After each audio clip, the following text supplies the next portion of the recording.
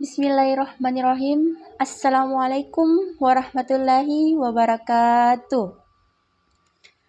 Alhamdulillah, alhamdulillahirabbil alamin. Wabihi nasta'inu ala umuri dunya waddin wa ala alihi wa ashabihi ajmain amma ba'd. Hadirin rahimakumullah yang dirahmati Allah Subhanahu wa taala. Marilah kita bersama-sama panjatkan puja dan puji syukur kehadirat Allah Subhanahu wa taala. Atas berkat rahmat dan hidayahnya lah kita dapat berkumpul dan menyaksikan bersama-sama ceramah agama singkat yang saya akan bawakan nanti. Dan tak lupa pula kita bersyukur atas nafas yang masih kita miliki untuk melakukan rutinitas mendekatkan diri kepada Allah Subhanahu wa taala dan untuk mengejar ridhonya. Tak lupa pula kita panjatkan salawat serta salam kepada junjungan Nabi Muhammad sallallahu alaihi wasallam dan beserta kepada keluarga dan para sahabatnya. Semoga kelak kita semua mendapatkan syafaatnya. Amin. Allahumma amin. Hadirin rahimakumullah yang dirahmati Allah Subhanahu wa taala. Izinkanlah pada kesempatan kali ini saya membawakan ceramah agama singkat tentang ikhlas dalam beramal. Ikhlas, kata-kata yang memang sangat mudah diucapkan, tapi sebenarnya ikhlas sangat sulit untuk dilakukan. Benar apa betul? Hadirin rahimakumullah yang dirahmati Allah Subhanahu wa taala. Ikhlas artinya kita melakukan amal ibadah, melakukan sesuatu semata-mata untuk mengharapkan ridha Allah Subhanahu wa taala tanpa mengharapkan imbalan, tanpa pamrih, tanpa mengeluh.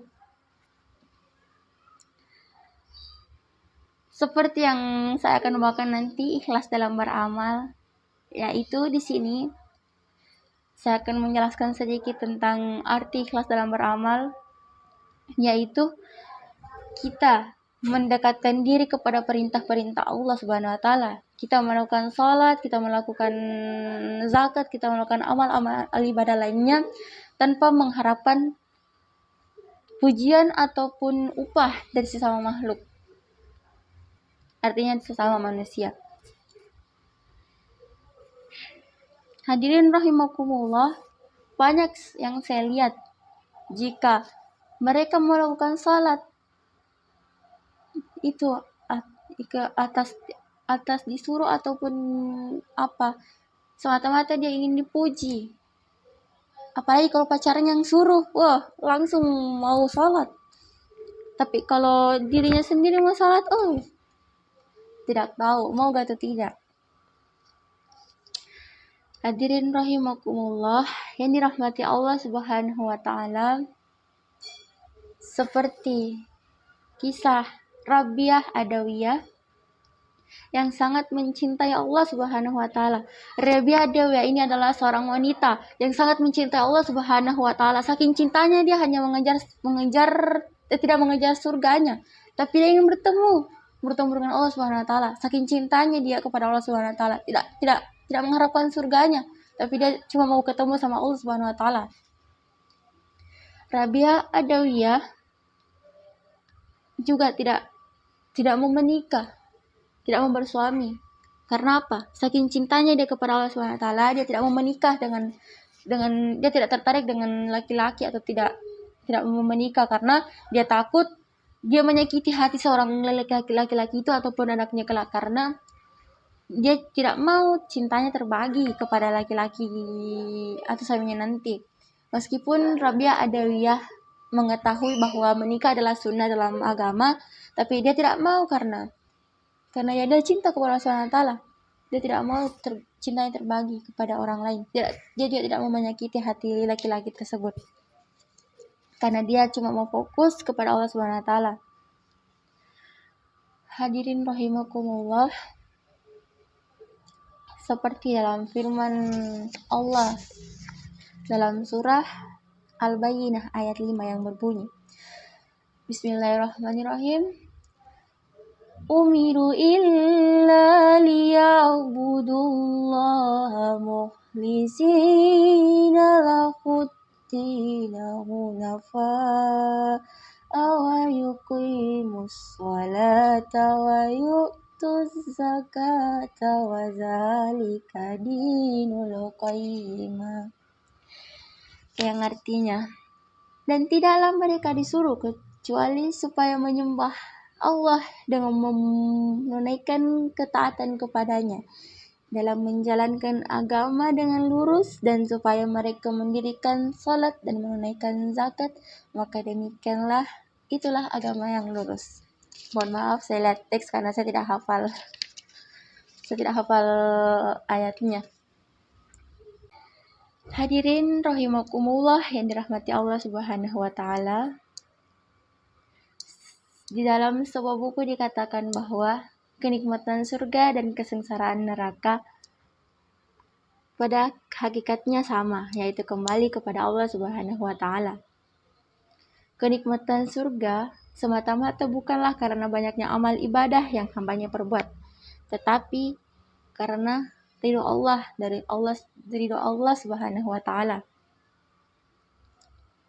Dan kesengsaraan neraka bukanlah karena Allah menzalimi hambanya, tetapi kembali kepada diri kita sendiri.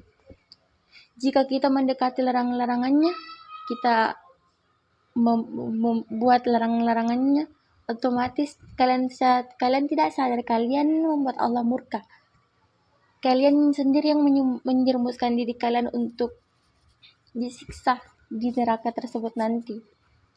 Jika sebaliknya, kalian mendekati perintah-perintah Allah, mengejar rahmat, mengejar kebaikan, mengejar ridhonya, maka kalian akan mendapatkan nikmatnya kelak, yaitu dengan surga tersebut. Sebagaimana perkataan iblis dalam Quran surah Al-Hijr ayat 39 sampai 40. Sebagaimana Al-Quran mengungkapkan perkataan setan di hadapan Allah Subhanahu wa taala ketika ia terusir dari surga. Iblis berkata, "Wahai Tuhan, oleh sebab Engkau telah memutuskan bahwa aku sesat, pasti aku akan menjadikan mereka memandang baik maksiat di dunia. Dan pasti aku akan menyesatkan mereka semuanya kecuali hamba-hamba Engkau yang ikhlas di antara mereka." Itulah perkataan iblis tersebut. Iblis tersebut mau menyesatkan mereka yang tidak ikhlas untuk menjalani amal tersebut. Jadi tergantung dari kita sendiri. Jika kalian meyakini bahwa iblis itu ada, iblis itu yang menyesatkan kalian, enggak. Dari diri kalian, perbaiki diri kalian, perbaiki amal ibadah kalian, khusukkan ibadah kalian, khusukkan salat kalian. Hadirin rahimakumullah, lawan kata ikhlas adalah isyak.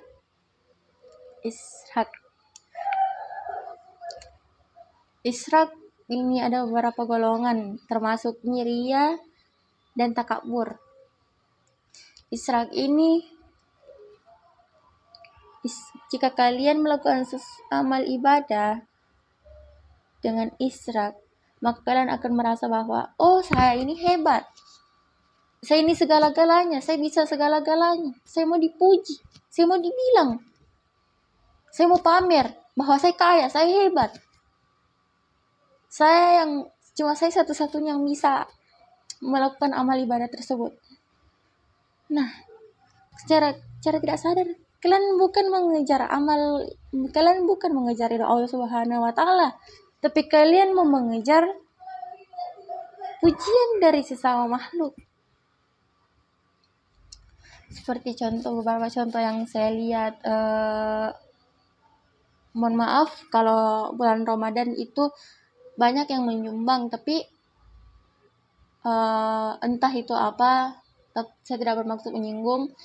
mau disebut namanya dan nominalnya. Seperti contoh, si A menyumbang 1 juta, si B menyumbang 1 miliar. Itulah termasuk itu cara tidak langsung memancing pujian dari sesama makhluk. Cara tidak sadar hati kalian melakukan ria. Dan masih banyak contoh-contoh yang lain, tapi di sini saya cuma menyimpulkan bahwa kalau kita ikhlas memang menyumbang atau segala hal untuk pokoknya untuk melakukan amal ibadah, jangan kalian pikir bilang saya menyumbang segini, banyak jumlahnya, banyak nominalnya, jadi namanya mau sekali disebut karena mau rugi. Kalau tidak ikhlas menyumbang atau tidak mau rugi, tidak usah sekalian. Bukan saya bermaksud apa-apa, tapi banyak juga yang saya dengar kalau panitia masjid bilang hamba Allah segini, bagaimana ini perasaan kayak adem dengar dia bilang, dia sebut hamba Allah sekian, segini. Orang apa itu? Siapa itu? Pasti kita penasaran, siapa itu?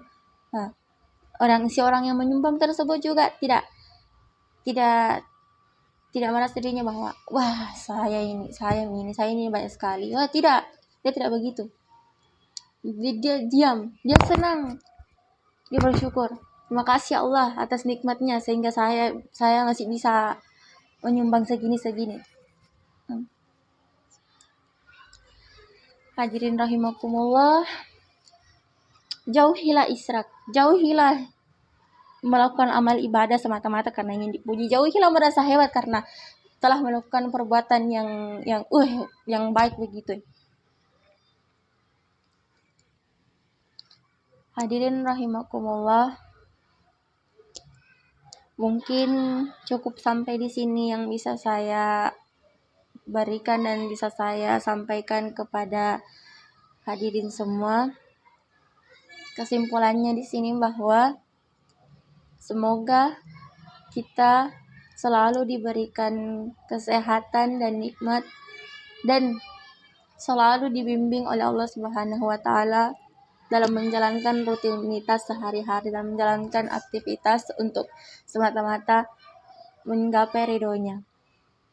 Berdoalah agar Allah Subhanahu wa taala tetap memberikan hati yang lapang, hati yang ikhlas, sabar ketika ada cemooh dari luar, cemooh yang orang lain bilang, contoh ketika kita sholat atau kita mengaji atau kita selain sebagainya, ada perkataan dari luar, ejekan dari luar bilang, wih si A sholat karena ada pacarnya, si B dia mengaji karena mau dibilang suaranya merdu begini, tilawahnya begini. Padahal hati kita ikhlas toh.